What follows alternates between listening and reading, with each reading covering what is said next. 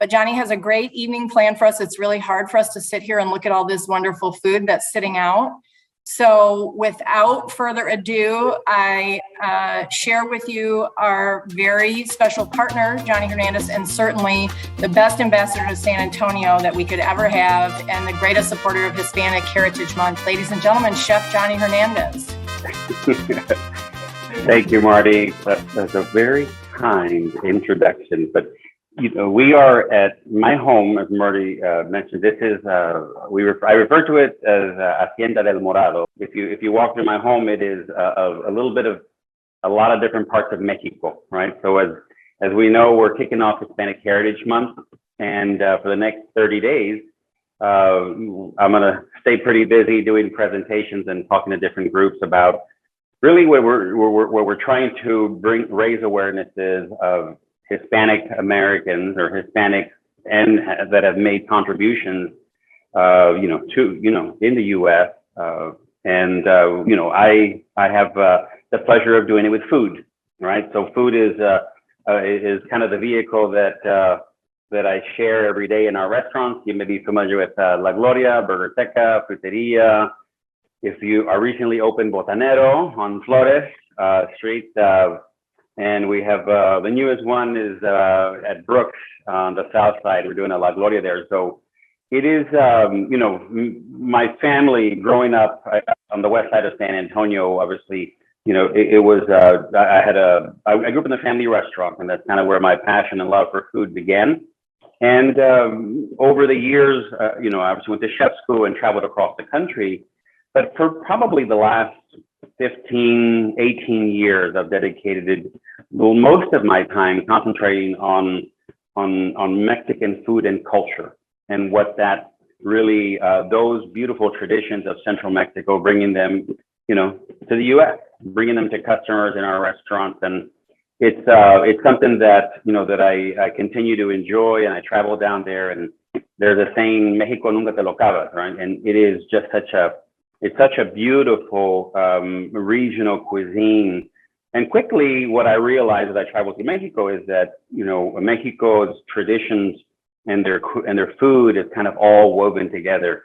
I think San Antonio is probably one of the best representations of what you experience in Mexico, of the hospitality that we have. I mean, we're known as America's friendliest city. Our food is so aligned with Mexico, and obviously our geography and where we're connected. We're that gateway into Mexico. So it is what inspires me. It is what our restaurants are inspired by. And hopefully you've had a chance to see them and taste some of our cuisine. So today I'm making for you chiles en nogada. These will begin after tomorrow, after today, you'll be able to enjoy chiles en nogada in all our restaurants, at La Gloria, even at Burgerteca. We have a chiles en nogada burger, right? So if you've not had chiles en nogada, it is a beautiful dish from the state of Puebla. And it's a celebratory dish. So when you see me present it, it is going to remind you of the flag. It has the green, the white, and the red. And it was a celebratory dish that was created celebrating their independence. And so it's appropriate for today's presentation. And being in the business that you are, I think that I appreciate the time and I guess the force in which you're able to communicate this wonderful tradition. I obviously I'm very dedicated to sharing those traditions, like Marty said. But you are, you're the conduit for information in what you all do. So thank you to what you all do as a team to push forward, these very important traditions and these celebrations like Hispanic Heritage Month. So let's get started. Chiles en nogada, okay?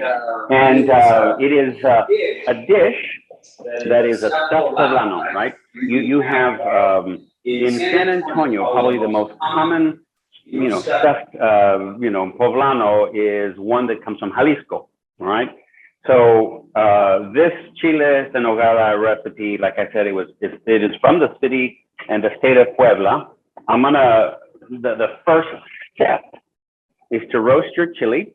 and we need to take the thin skin that is on these chilies. You know, we need to take that off. And the way we do that is by roasting it. And open flame roasting is the best way. All right, so I'm gonna put that directly on the back burner, right on the open flame. Can you see that? Okay, as long as you can see that, we're gonna keep an eye on those. Those will be completely charred dark by that time it's ready to be peeled, okay? Okay, so we're going to, I'm going to get this pan warmed up. So the filling of chiles en nogada, of this poblano, the stuffed poblano, is right here in front of me. We have onions, garlic. We're gonna put this hamburger to cook in just a few seconds. And dried fruits. I mean, this is a dish that was created, and you'll know this about Mexico. Mexico's cuisine is very seasonal, right? So everything that they do is in season. You know, it's something that I know that we try to always cook in season here locally as chefs. But what happens a lot of times is, I mean, nowadays with modern day transportation and growing conditions across the country, you know, seasonality is you know, some things you get them all year long, right? So, but in Mexico, seasonality is critically important to you know, to the way they live, to the way they nourish themselves. So this was a dish that was appropriate, I'm sure, in those fall months, or the end of summer and in fall, because the nogada, the word nogada in the sauce represents the nuts that are part of the sauce. The walnuts you see there, are part of are the key ingredients to the sauce. So nogada is the name of the nut, the walnut itself, right? So chiles en nogada is the poblano peppers, the chile. The nogada is the walnuts, okay? So we have our onions and our garlic. I'm going to, you know what I'm gonna do is, when you're sauteing anything, you know, the order in which you saute is critically important. Garlic, obviously, it's much more, it's gonna cook much more faster. So I'm gonna put the onion in first, okay?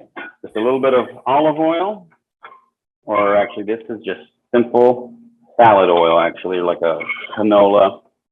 All right, there's, I normally, you know, we use olive oil pretty often, but we don't really need to use olive oil for this preparation. That's just a simple salad oil.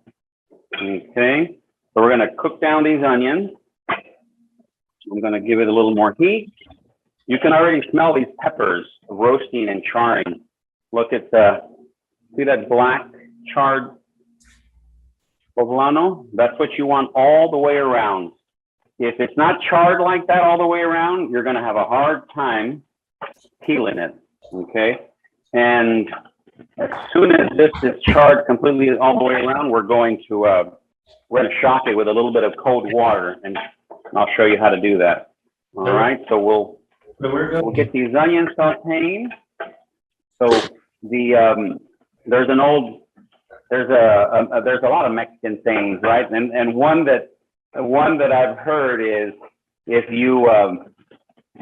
your girlfriend's mother invites you to the house and she makes this for you, that means she wants you as her son-in-law. It's a very important dish. So if you're invited to the house, you're a special person. So so these are charring nicely. The aroma of the peppers it's intense. It's beautiful. These will cook up nicely. The one thing that when you're picking your poblano peppers, you know, you want something very uniform. Sometimes they're curved, and they, you know, but since you're roasting them and you're filling them, you want something that has a great shape like this. It's going to be easy to open, easy to feed, and easy to fill. Okay, so we got our onions. Okay, let's salting those down. We're going to add our garlic next. Okay, the peppers they're pretty close, so I don't want to walk away from them. You want a beautiful, what happens is if you leave the peppers on just too long, they will overcook. And you really want that poblano pepper to be nice and crisp still. All right, I'm going to turn it off because the peppers, I just turned off the peppers, okay? Those are ready to go. We'll saute the garlic a little bit. Okay. And then we'll add our hamburger. All right, this is just, I like coarse ground hamburger. This hamburger is very lean. If I could find a hamburger with a little bit more fat in it, that would have been my first choice, especially for this dish, okay? All right, so we're gonna allow this to cook down, all right? We got good high heat going. I'm gonna put our poblanos in this bag, okay? See how it's charred completely there all the way around? Nice and dark, it's all blistering, the skin. And then I'm gonna add a little bit of ice, cool it off a little bit. Then we'll let this sit here for a little while and steam up. That's the steam that, it's gonna loosen the skin a little bit if we allow it to steam, and I put a little ice in there just to cool it off. We'll let that continue to go. All right, so this is just onions, garlic, and hamburger. Again, this is coarse ground. I mean, even if you had like fine ground hamburger, I mean, that's going to be perfectly fine, okay? But I like the size and the texture of the coarse ground hamburger for this particular recipe. So we'll add a little salt, more, a little bit of pepper. All right, we'll let this cook down. And while this is cooking, I'm going to start the rest of the filling, right? So this particular dish has a fresh, if you're in Mexico, they make it with fresh fruit. And I'll tell you the thing about fresh fruit in the US is, although it's fresh, it's not always delicious, okay? So a lot of times I choose to use a dried ingredient, so golden raisins. These are beautiful, beautiful golden raisins. Typically, it's going to have apples, pears, plums, and sometimes I just feel like those fruits, they're not as sweet, as they are in Mexico. In Mexico, the fruit is so sweet, and it's picked at its ripeness. And I think that, sometimes, dried fruit is actually a better complement to this recipe. So I'm going to use some dried apricots. We have these golden raisins that are beautiful. Apples. I mean, I think apples. You can find good sweet apples easily, but you can't always find sweet pears. I mean, these pears are hard as a rock, but if you had some beautifully ripe sweet pears, they would be wonderful in this dish. Okay, so we're gonna put raisins, plum, apricots. We're gonna peel this apple, and then we'll put a little bit of diced apple in here. This is just a honey crisp, which are usually pretty sweet. All right, so we'll put maybe half of an apple in there. All right, so I will go. Let's stir up this hamburger real quick. All right, so that's cooking down. So this is, so Chiles and Nogada. If you ever want to experience a part of a tradition, a Mexican tradition, go to the city of Puebla during the month of September. As in today, if you were to arrive in Puebla today, every restaurant would be serving this dish, right? So Chiles and Nogada you know, you can't drive past a restaurant in Mexico and not see Chiles en Nogada on a billboard or on a sandwich board in Mexico. It is a tradition that, you know, every restaurant will serve Chiles en Nogada, you know, for the next month, and, you know, during celebrating the independence. So I was in Puebla. You know, I was fortunate enough to be in Puebla during the celebration, you know, during the celebration years ago. And if you go to my Facebook or Instagram page, you'll see my post. And my post is a chile en nogada that was made for me by a friend now. But on my Instagram, so I'm going to add the dried fruit and the apples, okay? So if you go to my Instagram page, you'll see a beautiful chiles en nogada prepared by Mrs. Paredes from Puebla. And one thing and you're going to read the quote that I make, you know, with the photo of Mrs. Paredes. She's presenting the plate of chiles en nogada in the photo. But it's a great representation of Mexico, right? I always believe that Mexico has beautiful hospitality, and that's one of those things that has shaped who we are as a city. That Hispanic, you know, that Mexican heritage, right? That hospitality that, you know, that is, you know, it is the best hospitality that you'll ever experience, and, you know, we try to deliver that, you know, in our restaurants. But the dish itself, you know, I mean, everybody makes it different. The fillings vary a little bit. The sauces vary a little bit. Some use queso fresco, you know, some use just crema, you know, some use almonds, or some, you know, not everybody uses walnut. You know, one of the reasons why this dish is so it's difficult to make is because these walnuts here, all right, if you go to Puebla or Mexico City during the celebration, they take these walnuts and they're super fresh, and they scrape all the skin, all that skin off the nut one by one. And it will take me days to do that, okay? We're not going to do that today. But just imagine this being, they actually scrape the skin off of every walnut. It's unbelievable. It's unbelievable that and that's why, you know, that's another reason why they say, well, if they invite you and they serve that to you at their home, you know, you're very special. Anyway, so we have our fruit. Fruit is softening nicely there. Okay, I'm going to lower it just a little bit. There's some aromatics that go into this dish, and there's going to be some pine nuts here, and then I'm going to finish with a little tomato.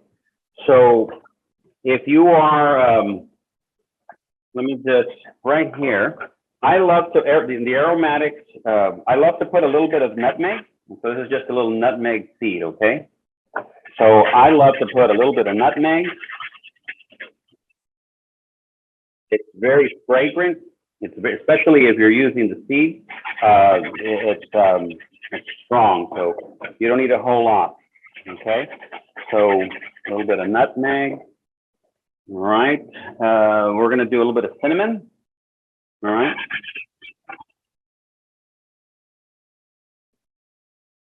Sure, yeah.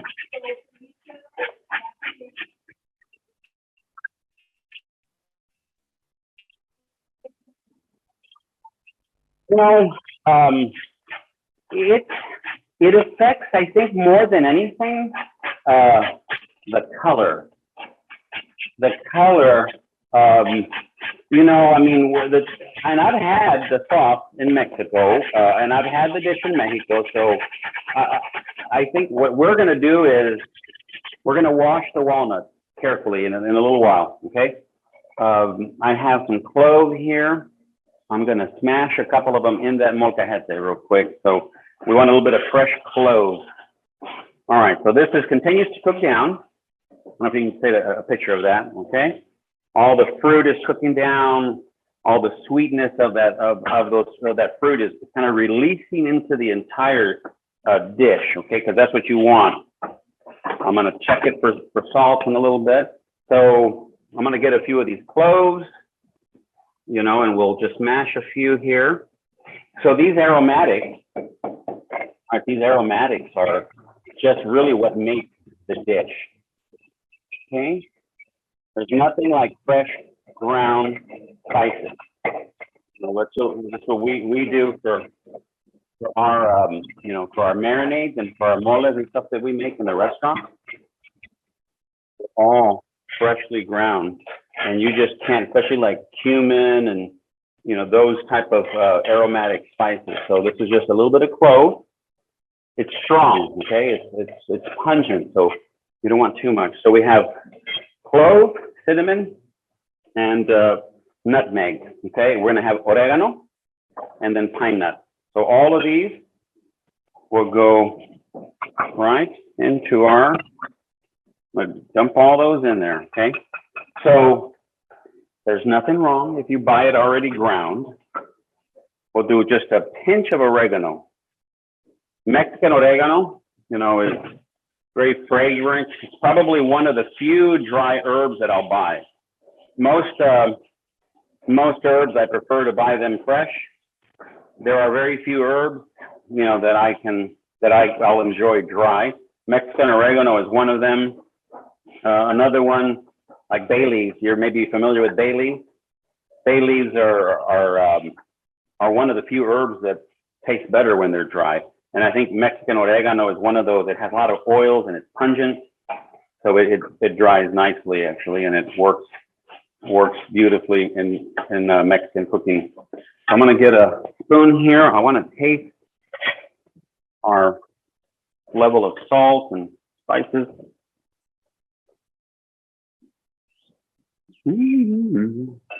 It's coming together. A little more cook time.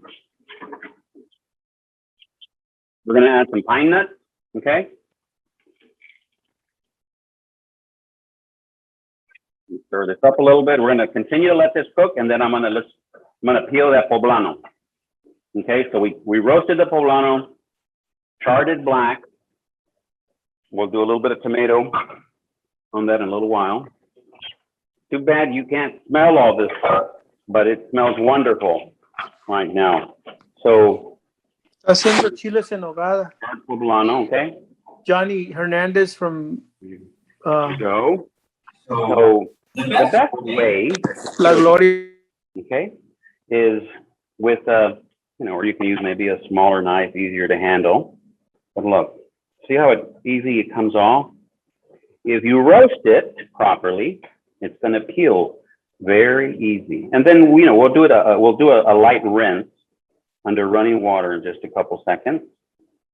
But, you know, I want to try to loosen everything first before we rinse it off, because you really want to have that dark charred skin off of there completely, best as you can, right? That's why I was saying, when you pick out the poblano pepper, make sure that it has good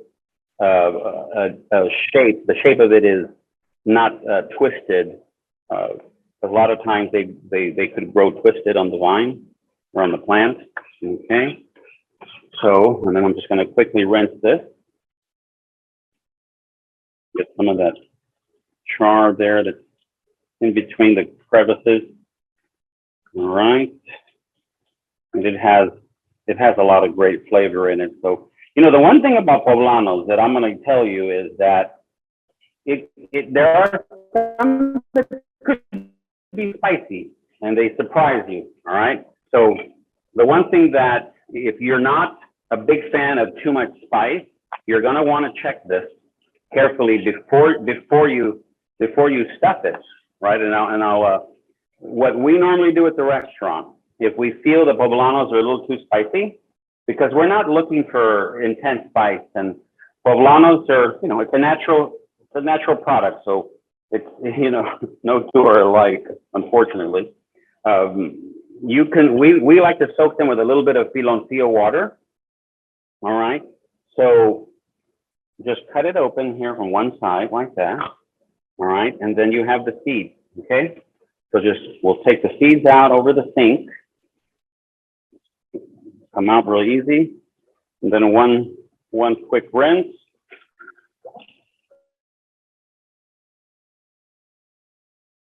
Poblano, ready to fill.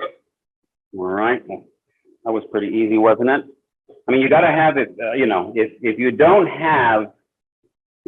have an open flame and you have an electric stove top, I mean, you could do it in a really hot oven if you had to, right? You'd crank that oven up to 800 degrees or 500 degrees or 400, and you would rub a little bit of oil on it and then put it in a super hot oven. The only other way, you could pan fry it in a shallow pan fry, and the skin will blister the same way. All right. I'm not familiar with those. I hear they're popular. Air fryer. I'm gonna pull this off the stove right there. Well, before I do that, I'm gonna add our tomato. There's a little bit of tomato product that we love to add into ours. And then, I mean, sometimes, if you cook down, you cook down red tomatoes, and that's also an option. But we're, sometimes some of these dried products, these concentrated flavors are better on some of these products that we've really worked on finding some of the best ingredients to do this with, because it's very few times, but sometimes a fresh product may not always be the most flavorful. All right, so let me taste this one more time. Johnny, another question. The team is asking if you could do the meat preparation on the barbecue. Well, I mean,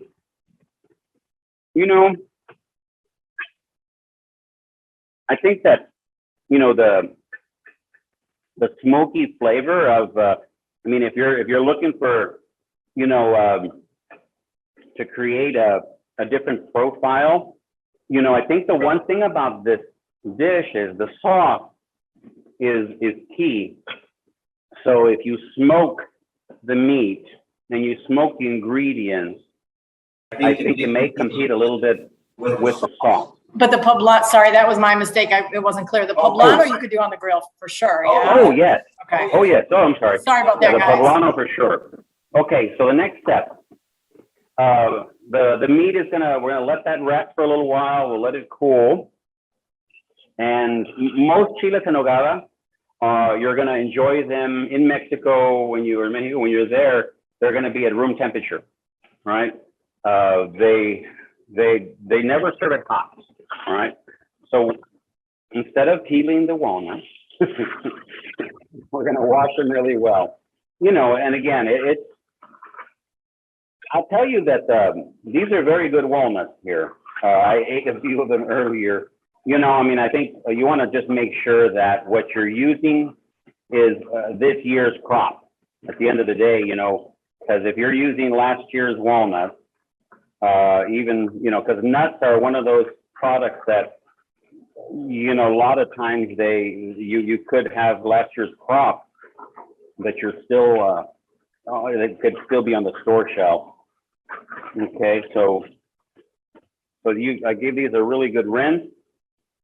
And the sauce, I guess the sauce is fairly easy to make, okay? It is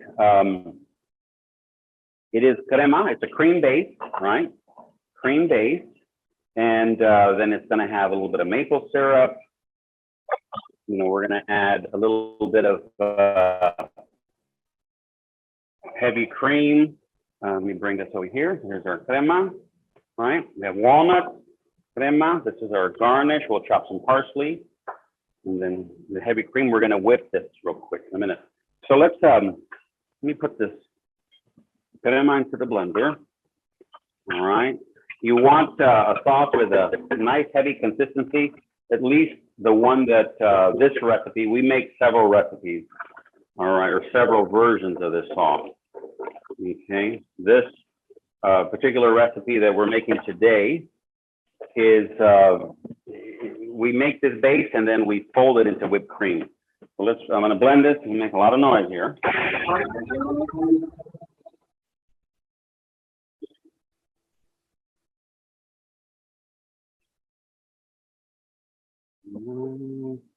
Go a little bit more, looks good.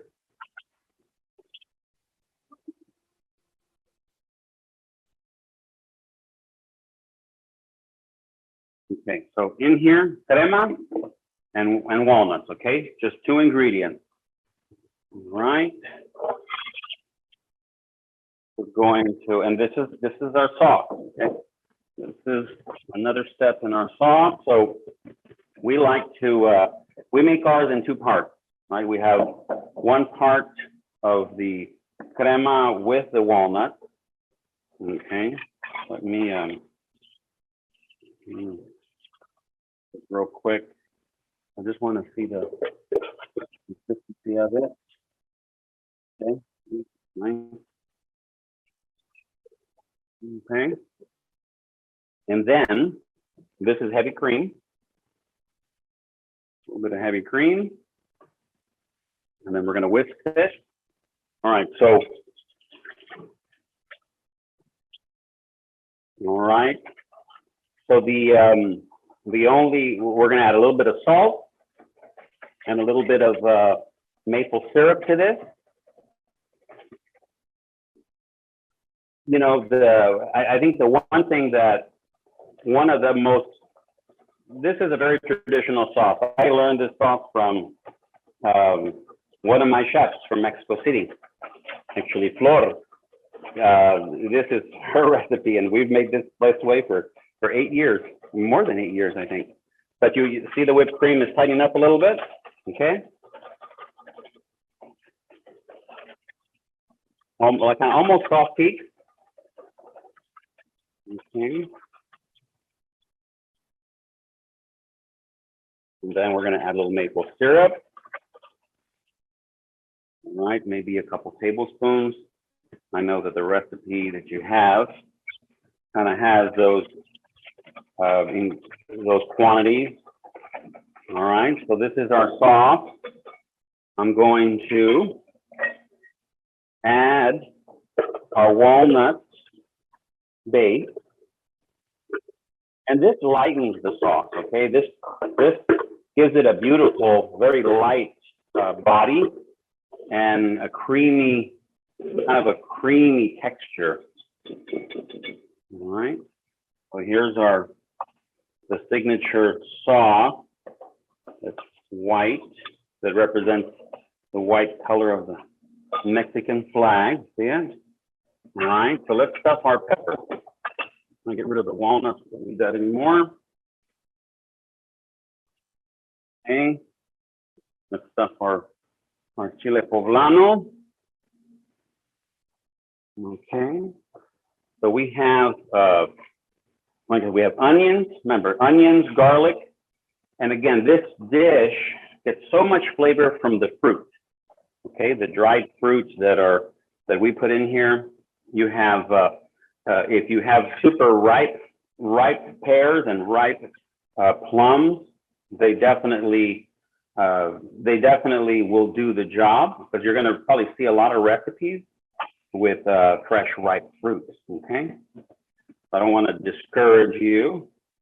The problem with fruit it's not only San Antonio, in America today, we don't, when you go to the farmer's market and you buy strawberries or pears or apples or oranges, they're delicious, right?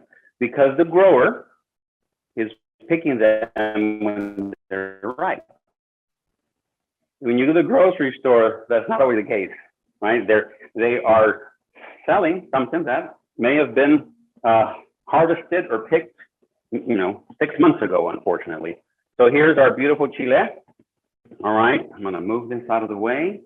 All we need is our parsley. All right, so we're gonna chop a little bit of fresh parsley. We're done with this, so let me move this out. Okay, so we'll do our chopped parsley, which represents the green of the Mexican flag. I love to use flat leaf parsley, okay? This is Italian flat leaf or European flat leaf.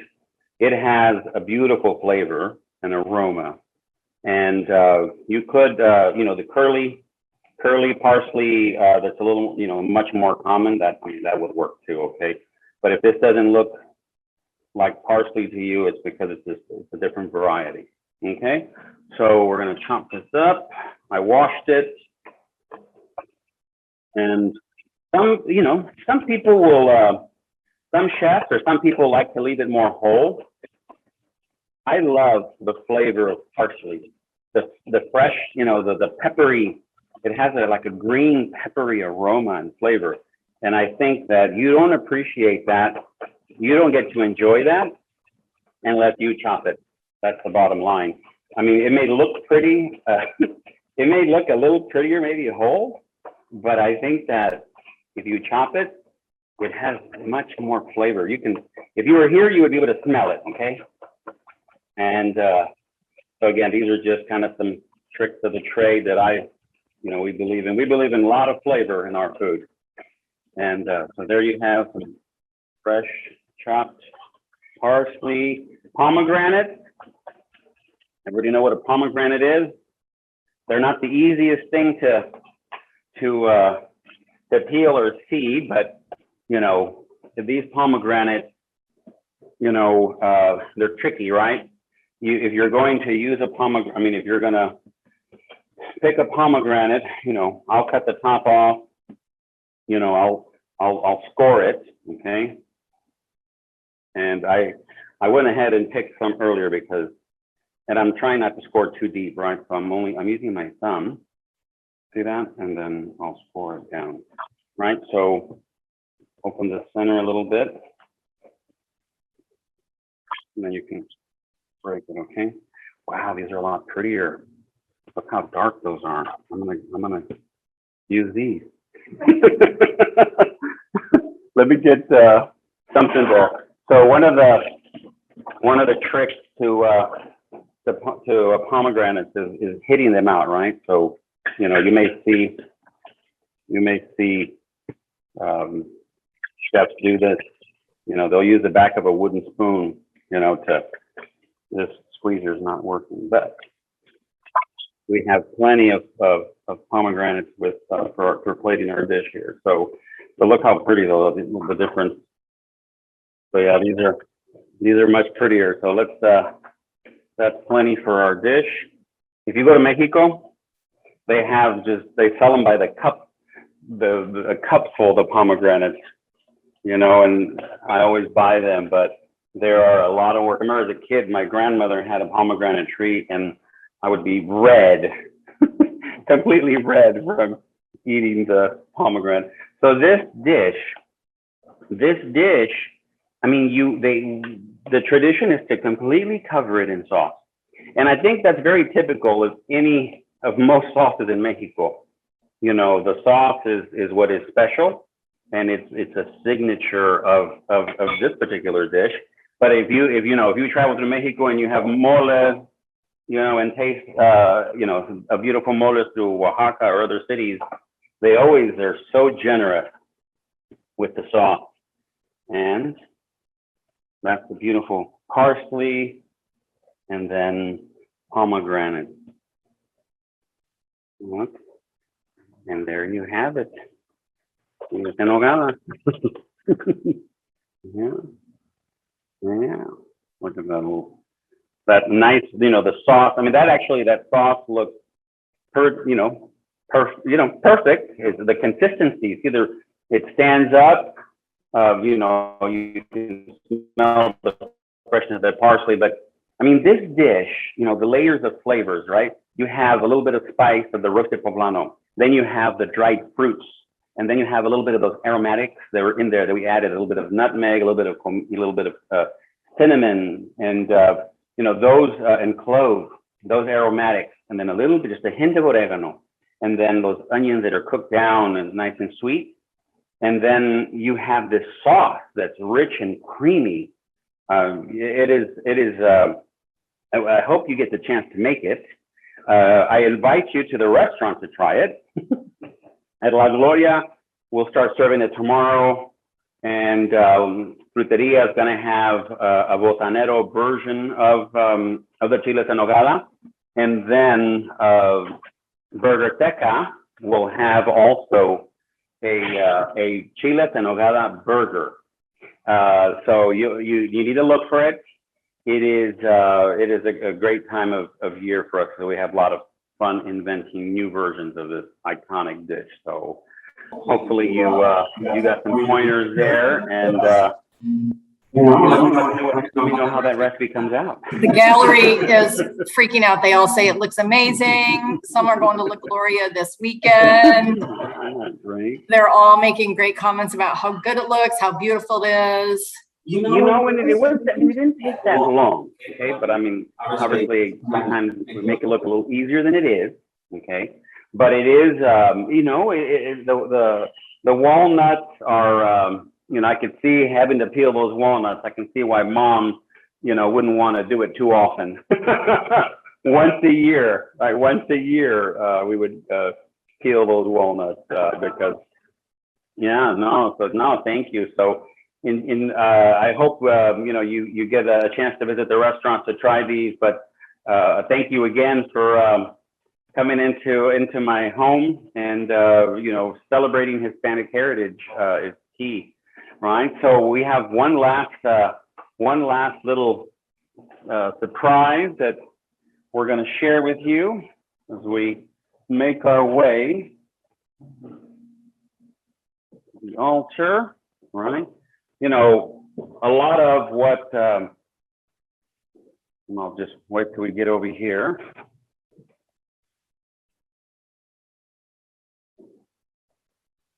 So a lot of what we try to preserve, through our restaurants are the traditions, right? I mean, cultural traditions and cultural celebrations, they're key to Mexico's, richness, right? And, one of the biggest one of the most important holidays that I think we celebrate is Dia de Muertos, right? Or Noche de Muertos. And here we have an altar, it is definitely something that, Day of the Dead predates.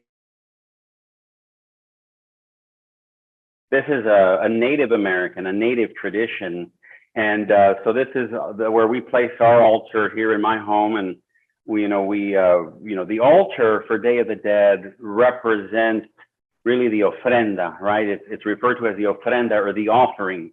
And the tradition still remains in Mexico, where families will travel to the gravesite of loved ones, and they celebrate at the gravesite this tradition. They're really inviting the spirits and those souls that have gone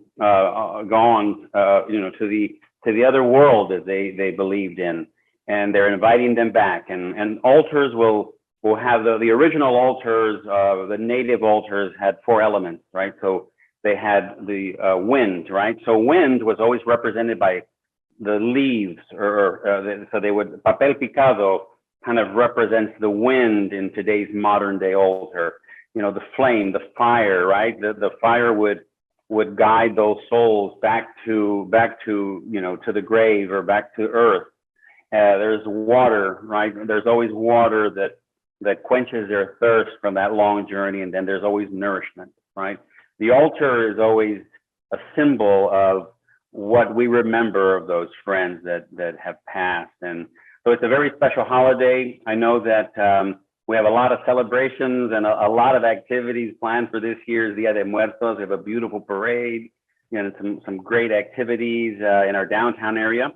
And it is one of those, really signature and key contributions in terms of culture that our city has really embraced. So, I think that's the best way to sum up, Dia de Muertos, and to really share with you some of the significant contributions of Mexico, and of Hispanics that have obviously put our roots down here in the U.S. and obviously in our city of San Antonio. So we have our chiles en nogada. That's my dad there, and this is our altar.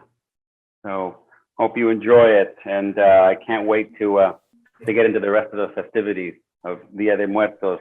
It's coming fast.